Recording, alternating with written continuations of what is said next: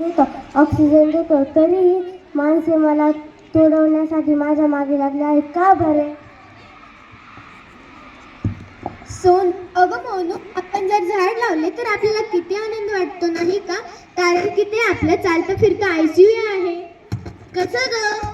अगं बघ, मध्ये मध्ये कोरोना नावाचा रोग आला होता, तेव्हा माणसे आजारी पडले की त्यांना ICU मध्ये ठेवले जायचे, त्यांना ऑक्सिजन दिले जायचे. पण जर त्यांनी झाडे लावली असते तर त्यांना ICU मध्ये राहायची गरजही नसती पडली.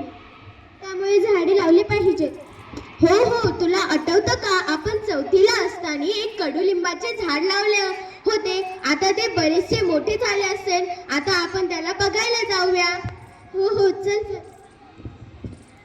आणि हे छोटेसे झाड देखील लावूया. हो हो, चल लवकर.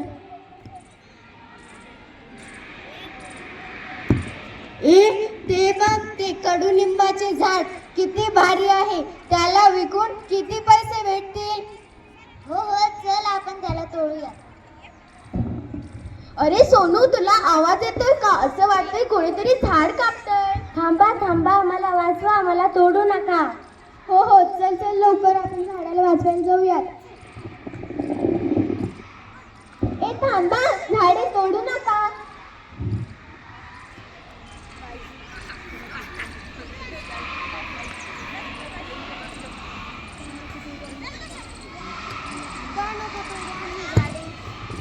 कारण की झाडे आपल्याला फळे देतात, फुले देतात, ऑक्सिजन देतात, राहण्यासाठी सावली देतात आणि आपल्याला ऑक्सिजन देतात.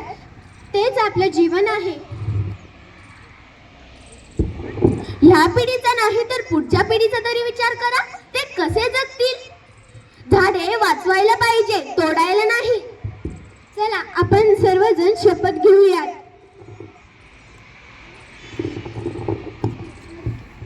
समोर समोर पहा, समोर. आम्ही शपथ घेतो की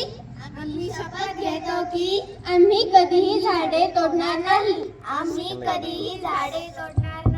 उलट झाडे लावून त्यांची नीट काळजी घेईन.